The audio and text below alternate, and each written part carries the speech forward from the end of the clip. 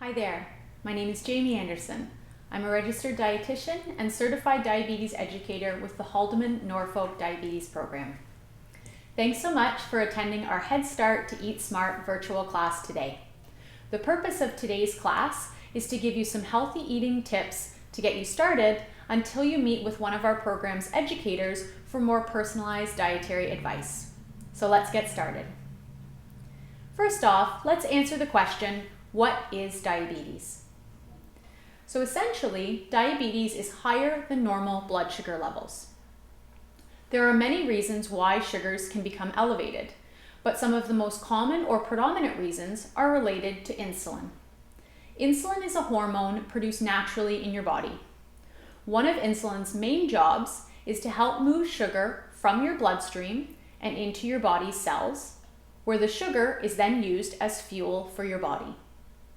For some people with diabetes, their body stops making insulin or isn't making as much insulin as it used to.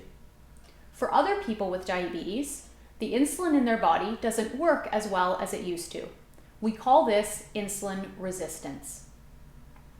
So whether the issue is related to not enough insulin or insulin resistance, this means that more sugar stays trapped in the bloodstream, resulting in higher than normal blood sugar levels. Now that we understand diabetes a little better, let's discuss healthy eating and how food affects your blood sugars. So I'll pose a question to the group. What does healthy eating mean to you? Healthy eating can mean a number of different things. It can include eating regular, balanced meals, including a variety of foods from all food groups, ensuring proper hydration, and limiting intake of salt, caffeine, and alcohol. To help you plan your meals, the plate method, which is pictured here, is a great meal planning tool.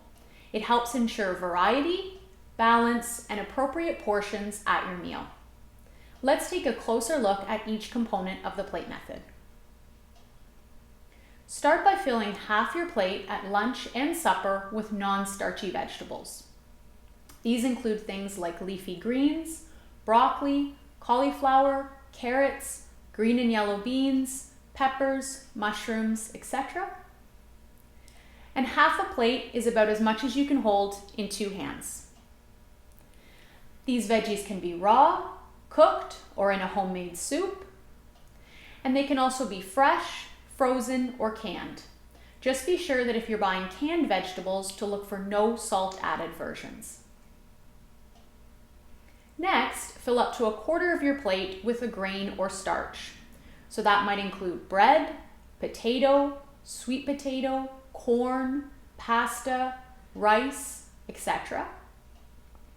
1/4 of your plate is about the size of a closed fist. And choose whole grain options most often, as these are higher in fiber and other nutrients. And we'll discuss the importance of fiber in a little bit. The remaining 1/4 of your plate should contain a source of protein, such as lean meat, poultry, fish, eggs, beans, lentils, etc. 1/4 of your plate is all equivalent to about the size of the palm of your hand or a deck of cards. And choose lean or plant-based proteins more often to help support your heart health. Next up is fruit. So this could include things like berries, apples, oranges, pears, plums, kiwis, grapes, cherries, or banana. We generally recommend about 2 to 3 servings daily. 1 serving is about the size of a tennis ball. We also encourage you to choose whole fruit instead of juice, as whole fruit has more fiber in it. And again, we'll discuss the benefits of fiber shortly. Next are milk and alternatives, such as milk, yogurt, and soy beverages. We generally suggest about 2 to 3 cups of low-fat milk or milk alternative each day. This helps to make sure you're getting enough calcium and vitamin D to maintain the strength of your bones and teeth. One last group of foods to consider are fats and oils, such as butter, margarine, oils, salad dressings, etc. It's generally suggested to use small amounts of fats, about 2 to 3 tablespoons of added fats each day. For your heart health, it is suggested to limit animal fats, such as those found in butter, high-fat dairy products, and fatty cuts of meat. Instead, choose plant-based fats more often, such as non-hydrogenated margarine, olive, canola, and flax oils, and avocado. Let's move on to some of the most common food questions that we get asked at the Diabetes Center. So number 1, what foods affect my blood sugars? In short, foods that contain carbohydrate, a fancy word for sugar, affect blood sugars. So when we eat foods that contain carbohydrate, the carbohydrate breaks down into sugar, that sugar enters your bloodstream, and your blood sugar level increases. Foods that contain carbohydrate include grains and starches, such as bread, pasta, rice, potato, sweet potato, corn, cereal, crackers, etc. Also fruit, so all fruit and fruit juices. Milk and alternatives, such as milk, yogurt, and soy beverages. And lastly, sweets and sugars, so white and brown table sugar, honey, maple syrup, pop, cookies, cake, brownies, and more savory treats like chips, pretzels, and popcorn.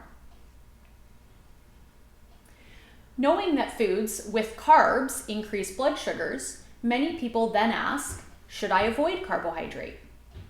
So while it is true that too much carbohydrate can cause high blood sugars, it's also important to remember that carbohydrates give you energy, and many of the foods that contain carbohydrate also include important nutrients such as fiber, vitamins, and minerals. The key is not to avoid carbohydrate, but instead include appropriate portions of more complex, less processed carbohydrate. And the plate method will help with that. So limiting those grains and starches to about 1/4 of your plate, choosing about 2 servings of whole fruit each day, and 2 to 3 cups of low-fat dairy. So now that we know which foods have carbohydrate, and that we should continue to include some carbs in our diet, we can address the next common question, how much carbohydrate should I eat? Each person's individual carbohydrate needs vary according to age, gender, activity level, weight loss goals, etc. In general, following the plate method will help to ensure you include an appropriate amount of carbohydrate. However, if you are interested in taking it a step further, you can also count the grams of carbohydrate in your meals. One of our dietitians can help provide you with personalized carbohydrate recommendations during your one-on-one appointments. However, in general, I recommend for women who are trying to lose weight and not overly active, approximately 30 to 45 grams of carbohydrate per main meal. And for men who again are trying to lose weight and are not overly active, about 45 to 60 grams of carbohydrate per main meal. The next common question we get is juice okay? So technically, half a cup of juice is equal to 1 fruit serving. However, as I mentioned before, juice should be limited or avoided. This is because, compared to whole fruit, juice has very little fiber and acts as a simple sugar, which is digested quickly and raises the blood sugar significantly. Choosing water to drink and whole fruit to eat is the better choice. So let's finish up with a few key tips to keep in mind.